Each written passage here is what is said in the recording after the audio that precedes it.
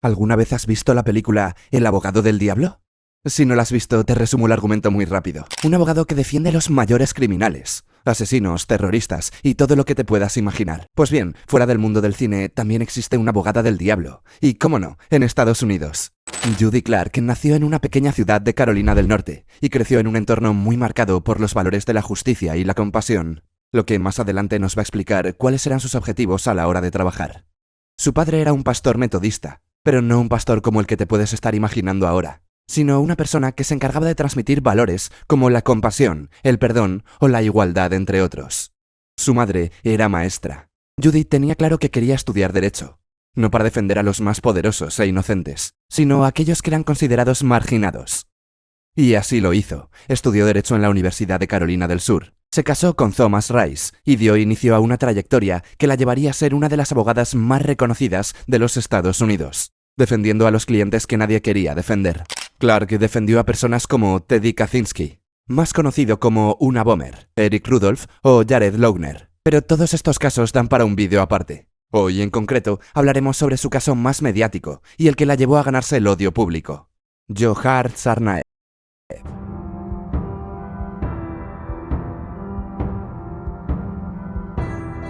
Año 2015. Clark hablaba desde el atril hacia los miembros del jurado, con un traje oscuro y un pañuelo azul y morado, que muchos consideraban que le servía como amuleto. A su derecha se encontraba el juez, y detrás de ella Johar Tsarnaev, el menor de 4 hermanos. Nació en Kirguistán y en 2002 emigró a Estados Unidos con su familia. Su padre era mecánico y su madre esteticista. Por aquel entonces era un joven de cuerpo delgado y apariencia suave, al que estaban juzgando por provocar un ataque masivo en la maratón de Boston en 2013, la tragedia más impactante producida en Estados Unidos desde el 11 de septiembre.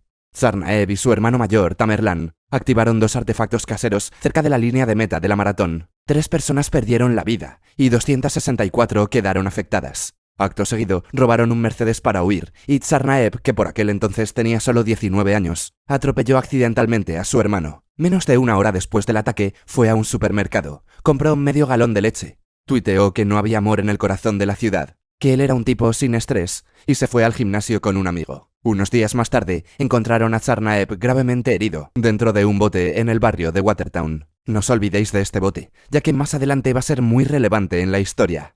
Mientras estaba recuperando en el hospital, Miriam Conrad, la jefa de los defensores de oficio de Massachusetts, contactó con Clark y esta decidió aceptar el caso.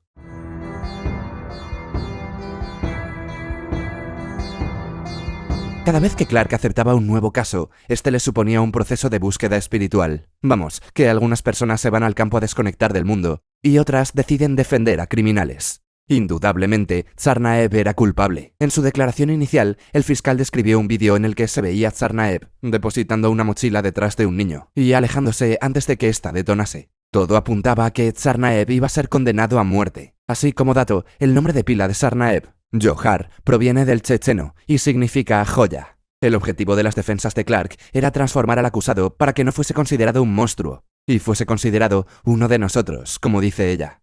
Es por eso por lo que Clark utilizaba diferentes estrategias, como referirse a su cliente con el apodo que tenía de niño, para dar una sensación de familiaridad. Hablando con un periodista, una amiga de Clark dijo que a esta le fascinaba saber qué impulsaba a las personas a cometer sus actos.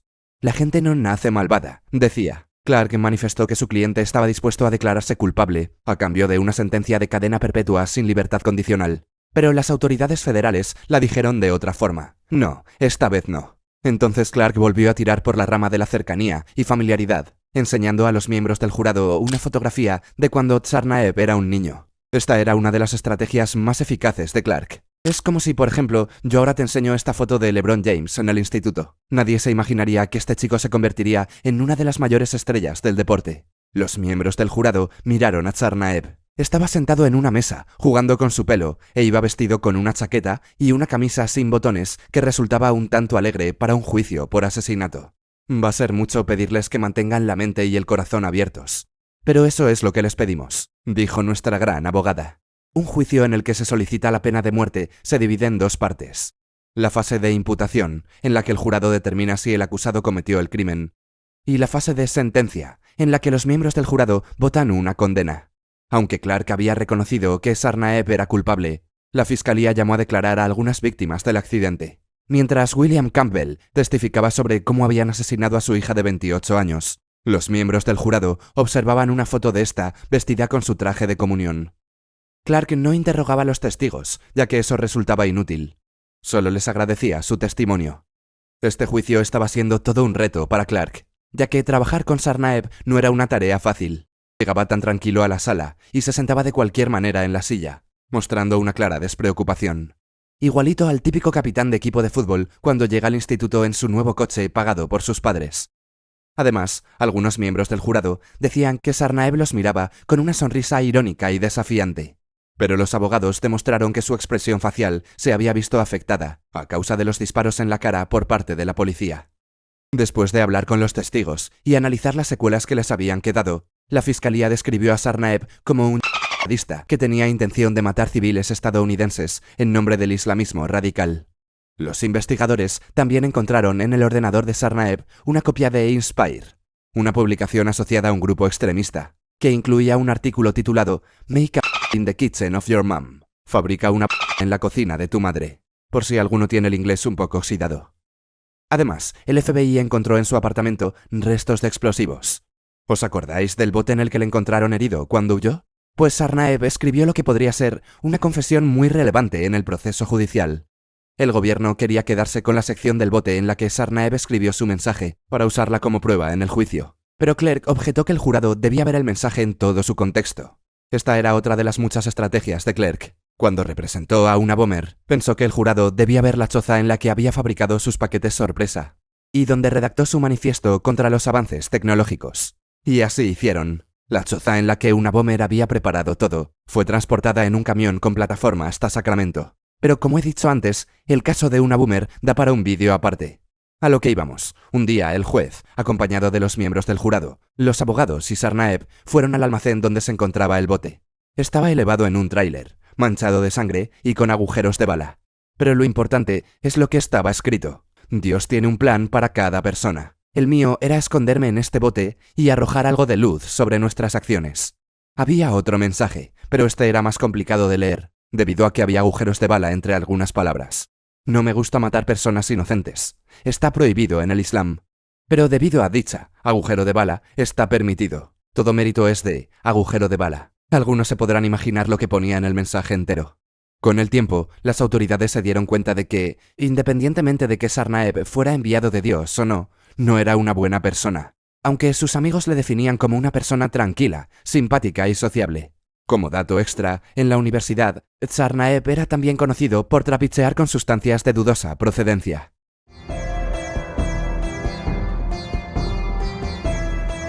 El 8 de abril de 2015, el jurado declaró culpable a Tsarnaev de los 30 cargos de los que se le acusaban. La defensa llamó a declarar a 4 expertos técnicos que demostraron que las huellas dactilares en las herramientas para fabricar las bombas eran de su hermano, y que, según los registros de los teléfonos móviles, mientras su hermano compraba ollas a presión y balines, Tsarnaev estaba en la universidad.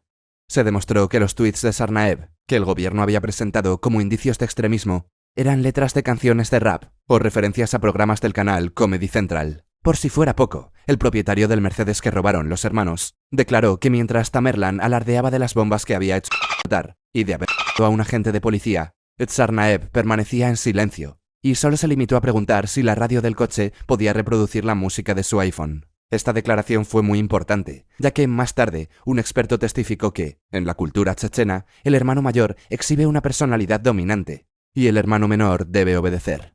Si habéis prestado atención durante el vídeo, os acordaréis de que antes he dicho que este tipo de juicios se dividen en 2 fases, la de imputación y la de sentencia. Pues bien, hasta este momento nos encontrábamos en la primera fase, que por si alguien lo dudaba, sí Tsarnaev cometió el crimen. Pero todavía quedaba la de sentencia, saber si Tsarnaev iba a ser condenado a muerte o no. Antes de que los miembros del jurado empezasen a deliberar, se les distribuyó un cuestionario en el que se pedía que decidiesen si el gobierno y la defensa habían demostrado diversos factores agravantes y atenuantes. Por si alguno no lo sabe, los agravantes son las circunstancias que hacen que el crimen sea más grave. Número de víctimas, violencia aplicada y muchos más factores. Y los atenuantes, las circunstancias que reducen la responsabilidad moral del acusado. Si el acusado es joven, si se ha criado en un entorno familiar violento o si tiene algún problema de salud mental, por ejemplo. Tras 14 horas de deliberación, el jurado regresó. Aquí es donde viene el plot twist de la historia. Tsarnaev fue sentenciado a la pena máxima. Clark acababa de perder el caso. Es importante saber que evidentemente el objetivo no era declarar inocente a Tsarnaev, sino evitar que fuera condenado a muerte. La derrota dejó a Clark muy afectada. Jamás había experimentado esto antes. Para ella, sus clientes eran como sus hijos. Y esto no es una frase hecha. Literalmente eran como sus hijos. Clark y su marido habían decidido no tener hijos, ya que sus trabajos implicaban estar fuera de casa durante mucho tiempo. Pero aquí no acaba todo. Tsarnaev fue trasladado a ADX, una cárcel de máxima seguridad ubicada en Colorado que ha albergado a criminales como el Chapo. En 2020, una corte de apelaciones anuló la sentencia, pero en 2022 fue restaurada. El equipo de Clark mantuvo que el juicio no se debió haber celebrado en Boston. Actualmente, Tsarnaev tiene 32 años. Sigue preso en la cárcel de máxima seguridad y pasa alrededor de 23 horas al día encerrado. No puede mantener contacto con otros presos. Tiene muy limitado el acceso a las visitas y a las llamadas. En resumen, está completamente aislado.